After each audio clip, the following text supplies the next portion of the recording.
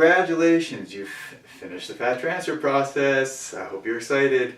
We wanted to talk to you about a few things today about fat transfer. First, we want to talk about what's happening. Second, we're going to talk about the rules after the procedure. Third, we'll talk about your expectations of what we expect to happen. And then also we want to talk about how to get the best results. Now, the first thing about what's happening. So you just got the liposuction, which sucked the fat out. We removed the fat cells, and then we transferred those back into an area that's called the fat transfer. So we're actually removing cells from one area and putting those same cells in a different area. Now, those cells are completely detached from your body, and then when we put them back in there, your body has to recreate a blood supply, and the blood supply is the blood vessels that bring the oxygen and the nutrients to the fat to help it survive. So over the next few months, your body is going to be creating this blood flow that's helping the fat survive better. The next thing I want to talk about are the rules after the procedure. So after the procedure, the most important thing is to put no pressure on the area for 2 weeks and limited pressure for 2 months. Now, why do we do this? Well, we just said that your body needs to create a new blood supply to bring oxygen and nutrients to the area. And with pressure actually collapses those blood vessels, so no blood can get to the area, and blood is what brings those nutrients and oxygen. So putting pressure on the area will decrease the blood supply and essentially choke off the nutrients that the fat needs to survive. So the more pressure you put on the area, the less likely the fat's is going to survive. The most important time period is the first 2 weeks, and then the next 2 months, you just want to put a limited amount of pressure. Try and put as little as possible for the best results. The people that claim they're unhappy, their fat disappeared, they didn't get the best results, they always say that they put pressure on the area, or they had a problem, they had to work, they had to do this, there was always an excuse. So don't make excuses. You got to figure it out. It's your body, your butt, you're the one that's going to get the results. So you have to figure it out for yourself how it's going to work with your life. The next rule that we wanted to talk about was the diet. So we want to keep our body in a state of accepting fat cells, and if we are dieting specifically to lose weight, that's counterintuitive. Your body's not going to do two different things. It can't lose weight and gain weight at the same time. So you want your body to accept the fat, so that means you need to eat nutritious food that's going to bring the proper nutrients to the fat and help it survive. We're not saying to gain weight, so I'm not saying go eat ice cream and hamburgers all day long, but eat proper nutritious food. So you're not trying to lose weight, but you want to have the proper nutrients to help the fat survive the best. Along those same lines is the recommendations for exercise, and we want you to exercise still, but don't overdo it for these first 2 months.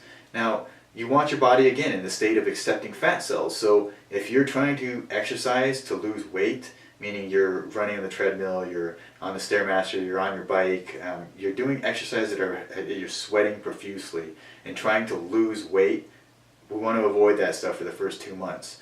Now, if you want to do exercise, being stretching, walking, you can do weightlifting. All those you can build muscle. That's fine. Just don't push the limits too hard, because you don't want to put your body in a state of trying to lose fat. That you'll end up the less of the fat will survive. So the next step that we want to talk about is our expectations. So what do we expect to happen at this point? So initially you just had all this fat injected in there, so you're big and swollen and full, and it's very firm. You might feel like your breasts are going to explode or your butt's going to explode. There's a lot of fat in there. It's very swollen at this point. So that's just initial. Now remember that you have the fat in there, you have the numbing fluids in there, you're swollen at this point. So all that increased volume that's the pressure that you're feeling. Over the next few days, your body will reabsorb some of that water and from the fluids, as well as some of the swelling. So it'll start to soften up and get a little bit smaller. Then over the next few weeks and few months, you're going to lose some of the fat cells. The studies have shown that we expect to lose about 40 to 50% of the fat cells, which is why we over-inject and why you're all big and swollen right now.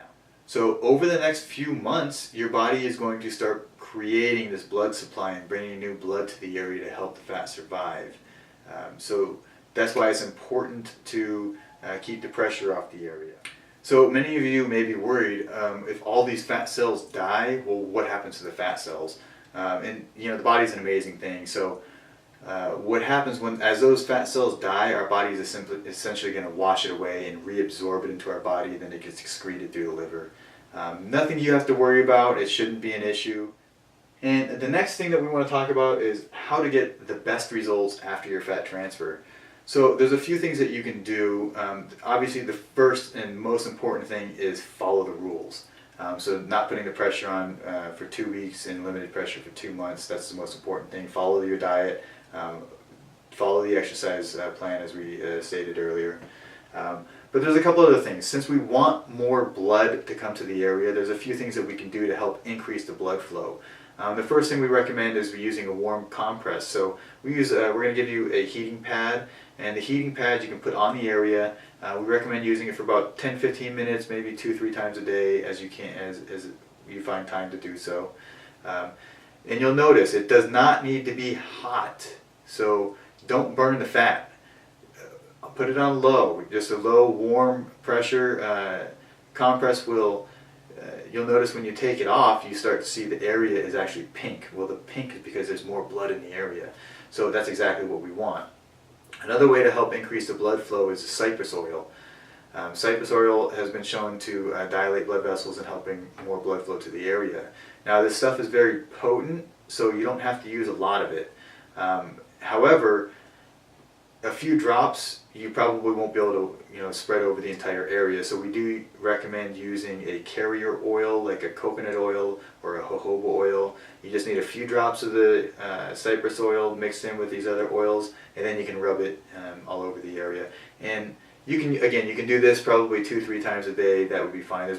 You can do it more often if you'd like to, but 2 or 3 times a day should be sufficient.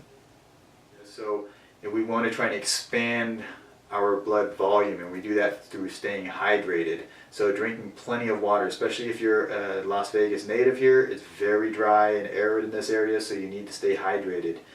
Drink plenty of water. The recommendations are to drink approximately 1 gallon a day, but that's in general.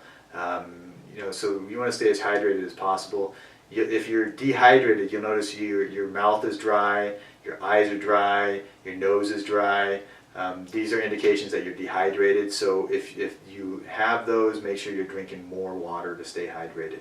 Now, hope you guys stick to the plan and get the best results. If you have any questions, please feel free to give our office a call. Normal business hours, we're here from 9 to 5.